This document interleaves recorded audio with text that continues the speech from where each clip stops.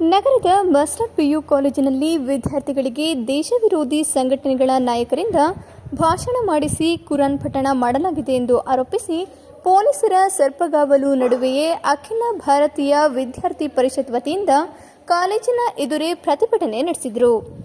ಜ್ಞಾನ ದೇಗುಲ ಒಂದು ಧರ್ಮಕ್ಕೆ ಅಥವಾ ಒಂದು ಜಾತಿಗೆ ಸೀಮಿತವಾಗಬಾರದು. ಅದರಲ್ಲೂ ದೇಶ ವಿರೋಧಿ ಸಂಘಟನೆಗಳಲ್ಲಿ ಗುರುತಿಸಿಕೊಂಡಿರುವ ನಾಯಕರಿಂದ ವಿದ್ಯಾರ್ಥಿಗಳಿಗೆ ಭಾಷಣ ಮಾಡಿಸಿರುವುದು ತಪ್ಪು.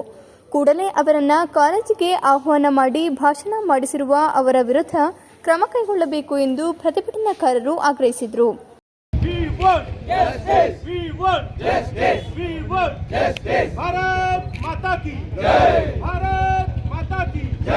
ಇದೇ ವೇಳೆ ಪ್ರತಿಭಟನಾಕಾರರು ಹಾಗೂ ಕಾಲೇಜು ಆಡಳಿತ ಮಂಡಳಿ ನಡುವೆ ವಾಗ್ವಾದ ನಡೆಯಿತು. ಬಳಿಕ ತಪ್ಪಿತಸ್ಥರ ವಿರುದ್ಧ ಕ್ರಮ ಜರುಗಿಸುವುದಾಗಿ ಕಾಲೇಜು ಆಡಳಿತ ಮಂಡಳಿ ಒಪ್ಪಿಕೊಂಡ ಬಳಿಕ ಪ್ರತಿಭಟನೆಯನ್ನ ಹಿಂಪಡೆಯಲಾಯಿತು. ಬಳಿಕ ಮಾತನಾಡಿದ ಜಿಲ್ಲಾ ಸಂಘಟನಾ ಸಂಚಾಲಕ ಶ್ರೀನಿವಾಸ್ ಮಾತನಾಡಿ, ಜಮಾಅತೆ ಇಸ್ಲಾಮಿಕ್ ಹಿಂದ್ ಸಂಘಟನೆಯಲ್ಲಿ ಗುರುತಿಸಿಕೊಂಡಿರುವ ಹಾಗೂ ಮಂಗಳೂರಿನ ಶಾಂತಿ ಪ್ರಕಾಶನದ ವ್ಯವಸ್ಥಾಪಕರಾಗಿರುವ ಮಹಮ್ಮದ್ ಕುಯಿ ಅವರನ್ನು ಕಾಲೇಜಿಗೆ ಆಹ್ವಾನಿಸಿ ಭಾಷಣ ಮಾಡಿದ್ದಕ್ಕೆ ನಮ್ಮ ವಿರೋಧ ಇದೆ.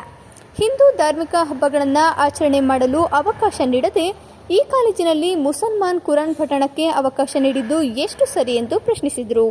ಪ್ರತಿಭಟನೆ ಮಾಡಿರ್ತಕ್ಕಂಥ ವಿಚಾರ ಅಂತಕ್ಕಂಥದ್ದು ಏನಪ್ಪಾ ಅಂದರೆ, ಈ ಕಾಲೇಜಿನ ಆಡಳಿತ ಮಂಡಳಿ ಅಂತಕ್ಕಂಥದ್ದೇನಿದೆ, ಯಾವುದೋ ಒಬ್ಬ ಅಂತಾರಾಷ್ಟ್ರೀಯ ಇಸ್ಲಾಂ ಸಂಘಟನೆಗೆ ಸೇರಿರ್ತಕ್ಕಂಥ ಒಬ್ಬ ವ್ಯಕ್ತಿಯನ್ನು ಕರ್ಕೊಂಡ್ಬಂದು ರಾಜ್ಯ ಪ್ರಧಾನ ಕಾರ್ಯದರ್ಶಿಯನ್ನು ಕರ್ಕೊಂಡ್ಬಂದು ಇಲ್ಲಿ ಪ್ರವಚನವನ್ನು ಅಥವಾ ಭಾಷಣವನ್ನು ಮಾಡಿಸಿರ್ತಾರೆ.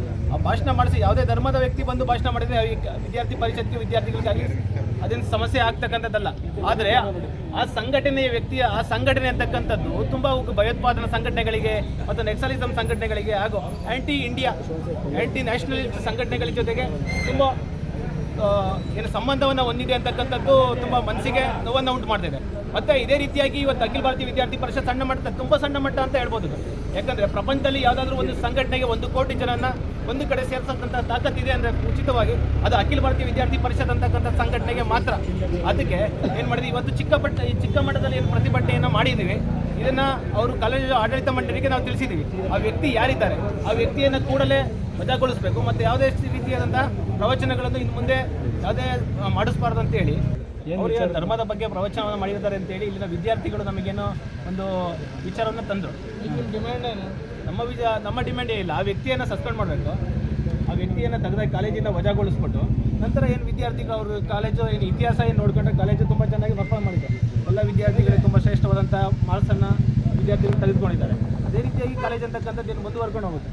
ಬಟ್ ಆದರೆ ನಮ್ಮ ವಿಚಾರ ಅಂತ ಮನಸ್ಸಿಗೆ ನೋವನ್ನು ಉಂಟು ಮಾಡಿದ್ದೇನಪ್ಪ ಅಂದರೆ ಆ ರಾಷ್ಟ್ರೀಯತೆ ವಿಚಾರ ಅಂತಕ್ಕಂಥದ್ದು. ಆ ರಾಷ್ಟ್ರೀಯತೆ ವಿಚಾರ ಅಂದರೆ ಆ ವ್ಯಕ್ತಿ ಬಂದು ಭಾಷಣ ಮಾಡಿದ್ದು ನಮಗೇನೋ ಅಂತ ಸಮಸ್ಯೆ ಇಲ್ಲ. ಬಟ್ ಆದರೆ ಆ ವ್ಯಕ್ತಿಯ ಸಂಘಟನೆ ಅಂತಕ್ಕಂಥದ್ದು ಏನಿದೆ ಅದು ಕಂಪ್ಲೀಟ್ ಆಗಿ ಆ್ಯಂಟಿ ನ್ಯಾಷನಲಿಸ್ಟ್ ಸಂಘಟನೆ ಅಂತ ಜಮಾಅತೆ ಇಸ್ಲಾಮಿಕ್ ಹಿಂದ್ ಅಂತಕ್ಕಂಥ ಸಂಘಟನೆ ಏನಿದೆ ಅದು ತುಂಬ ಭಯೋತ್ಪಾದನೆ ಮತ್ತು ರಾಷ್ಟ್ರೀಯತೆಯ ವಿರೋಧವಾಗಿರ್ತಕ್ಕಂಥ ಭಾರತೀಯ ವಿರೋಧವಾಗಿರ್ತಕ್ಕಂಥ ಒಂದು ಸಂಘಟನೆ ಆಗಿದ್ದು ಸಂಘಟನೆ ಬ್ಯಾನ್ ಆಗಿಲ್ಲ. ಬಟ್ ಎಲ್ಲ ಸಂಘಟನೆಗಳನ್ನ ಈಗ ತಾಲಿಬಾನ್ ಒಂದು ಉಗ್ರ ಸಂಘಟನೆ ಅಂತಕ್ಕಂಥದ್ದು ನಮಗೆಲ್ಲ ಗೊತ್ತು. ಬಟ್ ಅದನ್ನ ಯಾವುದೇ ದೇಶಗಳು ಅದನ್ನು ಬ್ಯಾನ್ ಮಾಡಿಲ್ಲ. ಏನಕ್ಕಂತ ಕೇಳಿದ್ರೆ ಕೆಲವೊಂದು ವಿಚಾರಗಳು ಆ ರೀತಿ ಇರ್ತವೆ ಡಿಪ್ಲೊಮ್ಯಾಟಿಕ್ ಆಗಿ. ಅದೇ ರೀತಿಯಾಗಿ ಈ ಸಂಘಟನೆಯನ್ನು ಸಹ ಬ್ಯಾನ್ ಮಾಡಿಲ್ಲ. ಬಟ್ ಅದೇನಾದ ವಿಚಾರಗಳು ಕೆಲವೊಂದು ನೋಡ್ಕೊಂಡ್ರೆ ಅದೇ ರಾಷ್ಟ್ರೀಯತೆಗೆ ವಿರೋಧವಾಗಿರ್ತಕ್ಕಂಥದ್ದು ಅಂತ ಹೇಳ್ತಾ ತಿಳಿಸ್ಬೋದು. ಅದೇ ರೀತಿಯಾಗಿ ನಮ್ಮ ಬೇಡಿಕೆ ಏನಿದೆ ಅವ್ರ ತಕ್ಷಣ ಈಡೇರಿಸ್ತಾರೆ ಅಂತೇಳಿ 2 ದಿವಸ ಕಾಲಾವಕಾಶವನ್ನು ಕೊಟ್ಟಿದ್ದೇವೆ.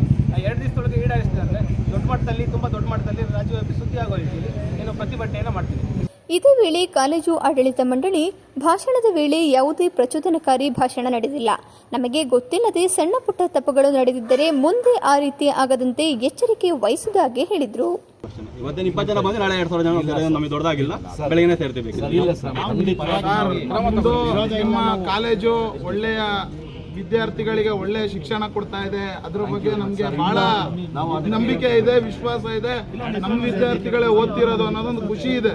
ಅದರಿಂದ ನೀವು ಈ ಕೂಡಲೇ ಅವ್ರನ್ನ ನಿಮ್ಮ ಎಲ್ಲ ಏನೇನಿದೆ ಮಾತಾಡಿ ಈಗಲೇ ಹೇಳಿ. ಖಂಡಿತ ತೆಗಿತೀವಿ ಸರ್.